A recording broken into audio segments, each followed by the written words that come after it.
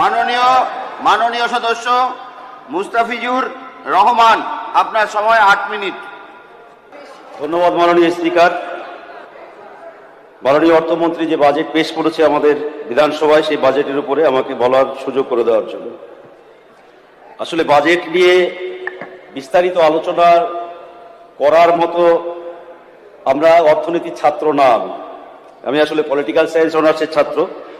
তবুও যেটুকু হচ্ছে যে বাজেট পড়ার পর যেটুকু পেয়েছি সেটা হচ্ছে যে একটা চরম আর্থিক সংকট গোটা দেশ জুড়েই এবং আমাদের রাজ্য, তার উপর দাঁড়িয়েই আমাদের মাননীয় অর্থমন্ত্রীকে এই বাজেট পেশ করতে হয়েছে।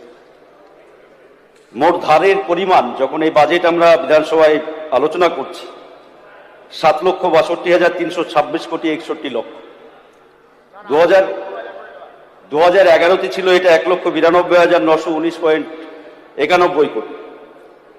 এইখানে এবারের যে বাজেট পেশ করা হয়েছে তাতে দেখা যাচ্ছে যে মূল 3টে বিষয় যদি দেখা যায়, তাহলে আমরা যে আর্থিক সংকটের মধ্য দিয়ে চলছি এই সময়কালে দাঁড়িয়ে, আমাদের রাজ্যে যে আর্থিক সংকট মাননীয় অর্থমন্ত্রী বাজেট পেশ করার সময় বলেছেন, সেই সংকট থেকে হতো যে বাঁচতে গেলে যে স্বাবলম্বী অর্থনীতি আমাদের রাজ্যে তৈরি করা দরকার, সেই ছোঁয়া আমরা বাজেটে লক্ষ্য করতে পারিনি। মূলত 3টি জায়গা থেকে হতো যে আমাদের এই বাজেটের যদি সারমর্ম দেখি, তাহলে হতো যে যেটা বাজেটের আমাদের বাজার থেকে হতো যে ঋণ, তারপরে একটা আবগারি শুল্ক, আর হতো যে মূলত কেন্দ্রীয় সহায়তার প্রতিশ্রুতি। চলতি বছরে আবগারি শুল্ক বাবদ হতো যে আমাদের 24,922.40 লক্ষ কোটি টাকা হতো যে আমাদের আয়ের সম্ভাবনা দেখানো হয়েছে। তৃণমূল জামানায় সেটা ছিল 22,550 কোটি টাকা, 33 লক্ষ টাকা, 50.33 লক্ষ টাকা। তার মানে এবারও আমরা একই পথে হতো যে আগের সরকারের মতোই হাঁটার চেষ্টা করছি, যেটা আবগারি থেকে হতো যে আমাদের ইনকাম। যেটা হতো যে এই বাজেটের দ্বিতীয় বিষয়, যেটা হতো যে আমাদের তাৎপর্যপূর্ণ দিক হচ্ছে কেন্দ্রীয় সরকারের সহায়তা, যেটা এই বাজেটে দেখানো হয়েছে 71,393 কোটি 19 লক্ষ টাকা হতো যে আমরা পাবো। কিন্তু সেটা বোঝা যাবে আর্থিক বছর শেষে কতটা আমরা এই আর্থিক সহায়তা পেলাম। রাজ্য সরকার আগামী আর্থিক বছরে আয়ের উৎস হিসেবে দেখানো হয়েছে 1,30,689.68 লক্ষ কোটি টাকা কর বাবদ আদায় করবে। এই লক্ষ্যমাত্রা গত বছরের থেকে প্রায় 18,000 কোটি টাকা বেড়েছে, যার মোট বাজেটের হতো যে প্রায় 19%। কিন্তু উল্লেখযোগ্য বিষয় যেটা হচ্ছে যে এর একটা বড় অংশ 4,786.68 কোটি টাকা আগের বারের তুলনায় প্রায় 1,285 কোটি টাকা বেশি বিদ্যুৎ মাসুল থেকে হচ্ছে যে ইনকামের জায়গা দেখানো। একটা প্রশ্ন এখানে থেকে যায়, সেটা যে এই যে 1,285 কোটি টাকা বাড়তি বিদ্যুতে আমরা আয় করব দেখিয়েছি, এইটা জনসাধারণের উপরে বোঝা হিসাবে চাপবে কিনা, সেইটা মাননীয় অর্থমন্ত্রীর হতো যে এতে থাকা দরকার ছিল। একই রকম ভাবে হতো যে বাজেট প্রকাশনার 9 নম্বর বই যেটা দেখছি আমরা, এখানে হচ্ছে যে আপনার সোশ্যাল সার্ভিস বাবদ 2,02,627 কোটি টাকা হচ্ছে যে আমাদের কম দেখানো হয়েছে।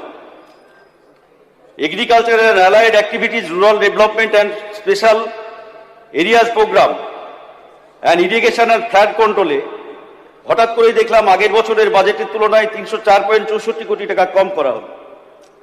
মাননীয় অর্থমন্ত্রী যদি এগুলো পরে ব্যাখ্যা দেন তাহলে হয়তো যে বোঝা যাবে বিধানসভায়। তারপরে হতো যে আমাদের এই বইয়েরই হতো যে আপনার 18 নম্বর পাতায় অনেকগুলো বিষয়ে হতো যে আপনার বাজেট হঠাৎ করে কম হয়েছে। আমার বিজেপি বন্ধুরা যেটা বললে হই হই করবে, আমি সেটা বলছি না। মাইনরিটি আমি এর আগের দিনই বলেছি, প্রেস কনফারেন্সে বলেছি, যার ফলে সেটা বাদ দিয়েও যেটা প্রায়োরিটি সেক্টর বলে দেখানো হচ্ছে এই সরকারের, সেই ক্ষেত্রেও যদি আমি দেখি welfare of schedule caste and schedule tribe and others backward classes, গত 2024-25 সালে বাজেট ছিল হচ্ছে যে 5,417, তারপরে 25-26-এ বাজেট ছিল 8,218.21 কোটি টাকা। হঠাৎ করে এখানে প্রায় 2,000 কোটি টাকা হতো যে কমিয়ে দেওয়া হলো এবছরে 3,744.17 কোটি টাকা। আমরা জানছি না যেটা priority sector, schedule caste, schedule tribe, এই ক্ষেত্রতে কেন হঠাৎ করে এত কোটি টাকা হচ্ছে যে কম করা হলো। Water supply and sanitation, housing and urban development 2025-26 যা বাজেট ছিল 48,720 কোটি টাকা, 20.1, হঠাৎ করে এখানে হচ্ছে যে আমাদের প্রায় 8,000 কোটি টাকা হচ্ছে যে কম করে দেওয়া হলো। আমরা যদি ইরিগেশন আর ফ্লাড কন্ট্রোল, যেটা এই সময় নদী ভাঙন সহ হচ্ছে যে বিভিন্ন বিষয় যেগুলো আমাদের জ্বলন্ত সমস্যা, সেখানেও প্রায় 600 কোটি টাকা হচ্ছে যে বাজেট বরাদ্দ কমিয়ে দেওয়া হলো।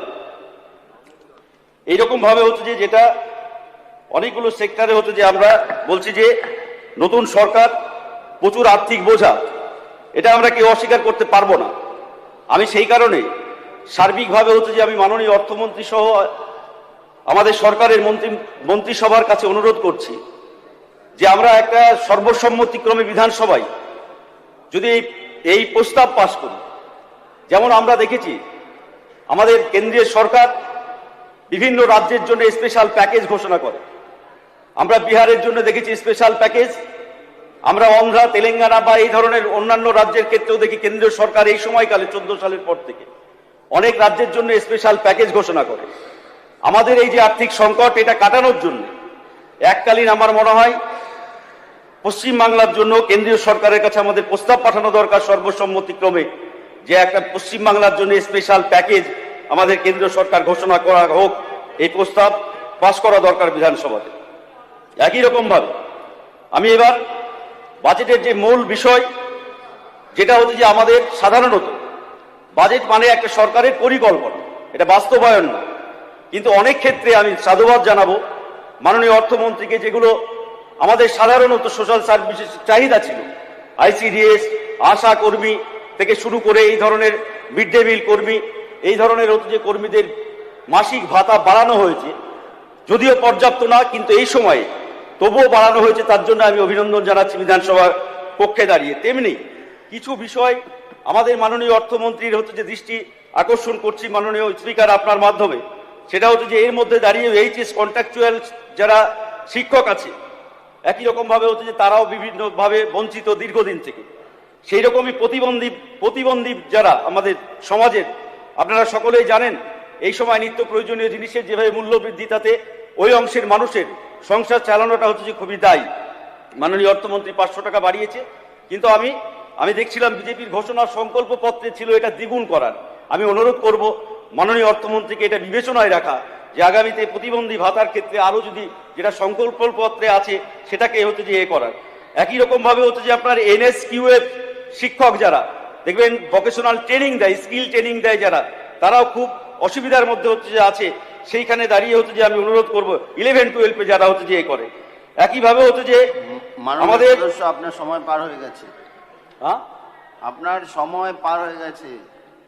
এই সমস্ত বিষয়গুলো যেগুলো বিজেপির সংকল্প পত্রে ছিল, সেই বিষয়গুলো যাতে হচ্ছে যে আমাদের সরকার খুব মানবিকতার সাথে, সহানুভূতির সাথে আগামী দিনে দেখে, এরকম ভাবে হচ্ছে যে SHG স্বামী বিবেকানন্দ স্বনির্ভর কর্মসংস্থান প্রকল্পে কর্মরত যারা হচ্ছে যে কর্মচারী 6 বছর থেকে, গত 6 বছর থেকে তারা কোনো ধরনের হচ্ছে যে পাচ্ছে না। এইরকম ভাবে হচ্ছে যে আপনার রাজ্য ট্রান্সপোর্টের আপনার হচ্ছে যে CSTC, STC, WSTC যারা ড্রাইভার এবং কন্ট্রাক্টর বাদ দিয়ে যারা মেকানিক্যাল স্টাফ আছে, যারা টাইপিস্ট আছে, এই ধরনের ক্লার্ক, টাইপিস্ট, তারা খুবই সমস্যার মধ্যে আছে। ঠিক আছে মাননীয় স্পিকার, আপনাকে ধন্যবাদ। আমি এই বিষয়গুলো হচ্ছে যে বাজেটের উপরে অর্থমন্ত্রীর দৃষ্টি আকর্ষণ করে আমার বক্তব্য শেষ করছি।